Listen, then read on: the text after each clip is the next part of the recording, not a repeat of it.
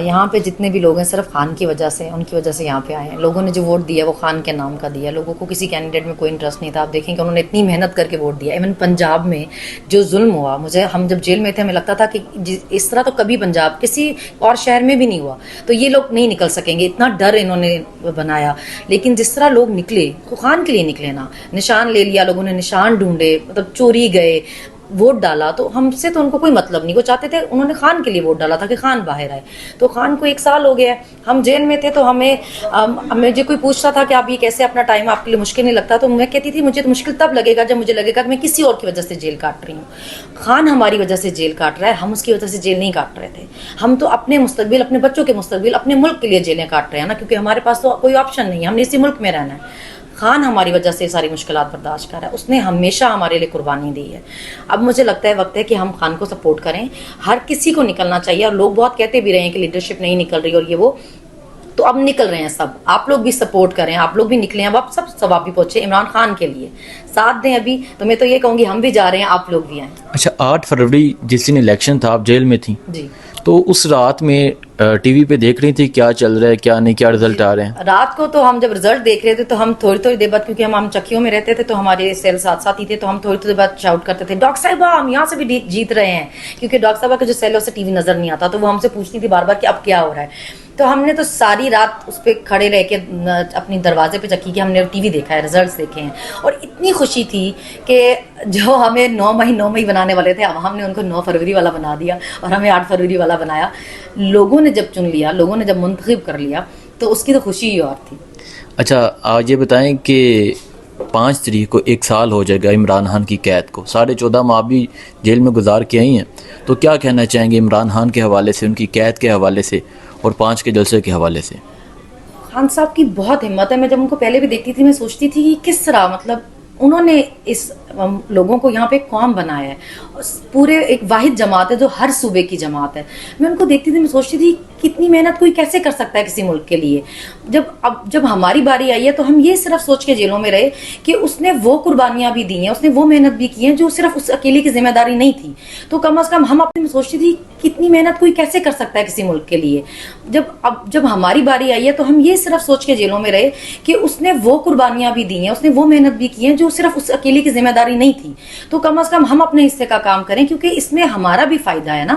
وہ تو چاہتا تو وہ بھی جا سکتا تھا نا، یہی روایت رہی ہے اس ملک میں، جب مشکل آئے اپنوں کو چھوڑو اور بھاگ جاؤ. وہ تو نہیں چھوڑ کے بھاگا ہمیں. جب اس نے ہمارا اتنا مان رکھا، اس نے ہماری اتنی عزت رکھی، تو ہم کیسے اس کی عزت جاننے دیتے ہیں نا.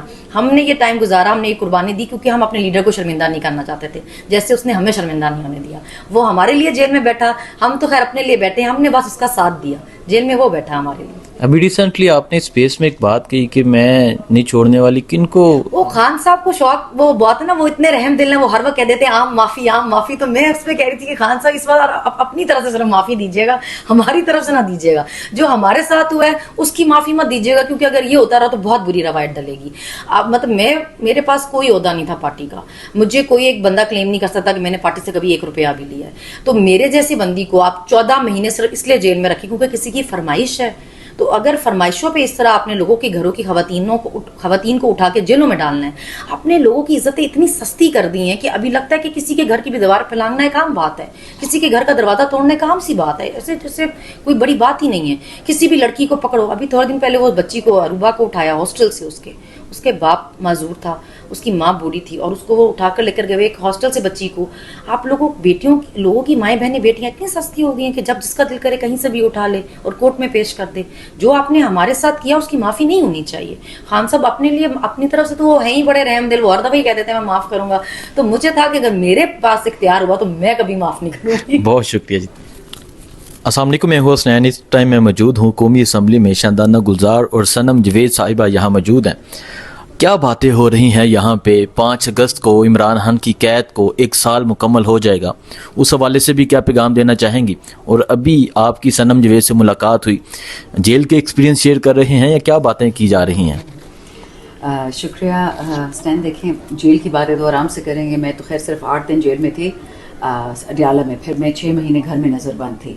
لیکن صنم کا، عائشہ بھٹا کا، خدیجہ شاہ کا، طیبہ راجہ، ڈاکٹر یاسمین، عالیہ اور ہماری اور کتنی ورکرز ہیں جو جیلوں میں تھیں، ان سے تو کمپیریزن ہی ہم نہیں کر سکتے. اور جو قربانیاں انہوں نے دی ہے، پشتو میں ہم کہتے ہیں کہ کبھی بھی قبر پہ پھول نہیں ڈالتے، گلے میں مالا ڈالتے کہ دوسرے کو اس کی قربانی کا احساس، اس کی اپریسیشن کا.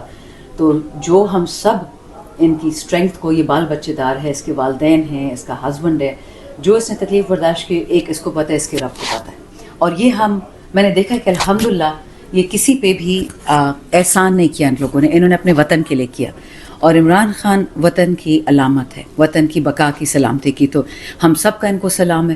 دیکھیں ہر بندہ وہ کرتا ہے جو کر سکتا ہے. اس میں اللہ نے وہ صلاحیت ڈالی ہوگی، ڈاکٹر یاسمین صاحبہ میں اللہ نے وہ صلاحیت ڈالی ہوگی کہ یہ برداشت کر پائیں. بڑے بڑے لوگ ٹوٹ گئے، بھاگ کے چلے گئے، کچھ مجبوری سے گئے، کچھ ظلم سے گئے. یہ وہ لوگ ہیں جن پہ ظلم بھی ہوا شہریار کی طرح اور گئے بھی نہیں. تو الحمدللہ کہ ایسے لوگ خان کے ساتھ، پاکستان کے ساتھ کھڑے ہیں. ان لوگوں کو دیکھ کے امید آتی ہے. 14 اگست کے حوالے سے بھی میں یہی کہوں گی کہ دیکھیں، جس آدمی نے رسول اللہ علیہ السلام صلی اللہ علیہ وسلم کے بعد ہمیں لا الہ کا مطلب ریفریش کروایا، اس نے اقوام متحدہ میں ہمت کی، اس نے لا الہ الا اللہ کہا کہ رب کے علاوہ ہم کسی سے نہیں ڈرتے. ہم سب نے پروف کر کے دکھایا کہ وطن سے بڑی کوئی چیز نہیں ہے. رب سے ڈریں گے اور انشاءاللہ یہ سخت وقت گزرے گا، یہ ہمیشہ نہیں رہے گا.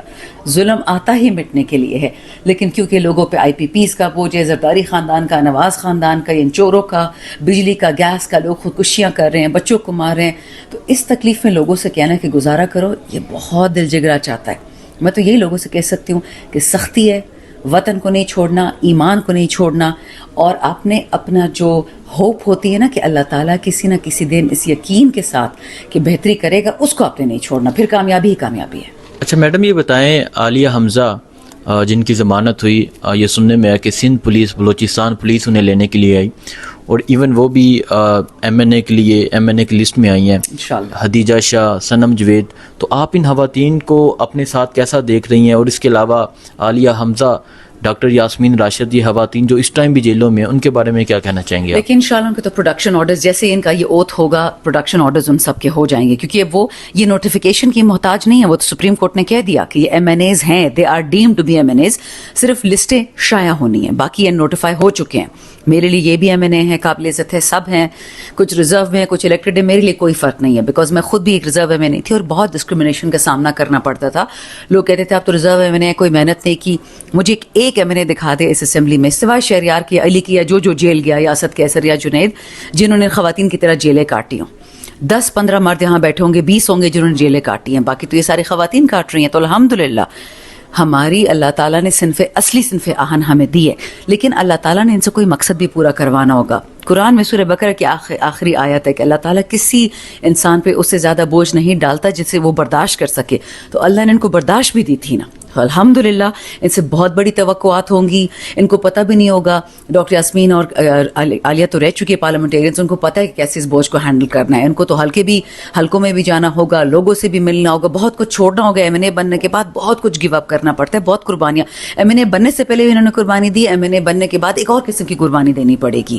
آپ کی زندگی پھر عوام کی ہو جاتی ہے، اور قسم کی قربانی دینی پڑے گی. آپ کی زندگی پھر عوام کی ہو جاتی ہے، اپنی نہیں رہتی ہے.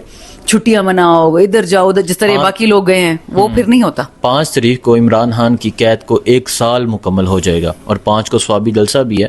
تو کیا کہنا چاہیں گے؟ آپ کے لیڈر، آپ کے وزیر اعظم کو 1 سال جیل میں ہو گیا، کیا کہیں گی آپ؟ 3 سال جی اوپن ایئر جو قید ہے کشمیر کی، اس کو بھی ہو گیا ہوگا. جو ظلم ڈھا رہا ہے مودی، اللہ اس کو پوچھے.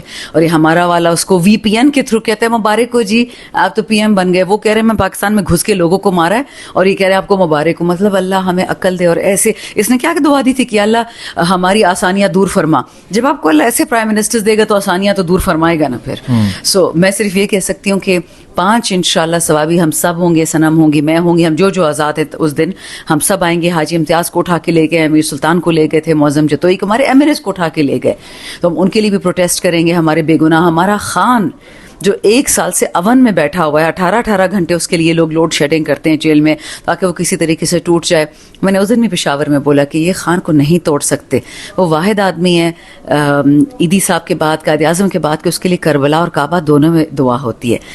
یہ لوگ پاکستان توڑنا چاہ رہے ہیں. ان کے شوق ہم نہیں پورے ہونے دیں گے. کرم میں جو ہو رہا ہے, بنو میں جو ہو رہا ہے, ہنگو میں, پشاور میں, میرے حال کے حسن خیل میں, ان کے خواب ہے توڑنے کے پاکستان, ہمارے خواب ہے جوڑنے کے. انشاءاللہ جوڑ کے رہیں گے. بہت شکریہ صنم.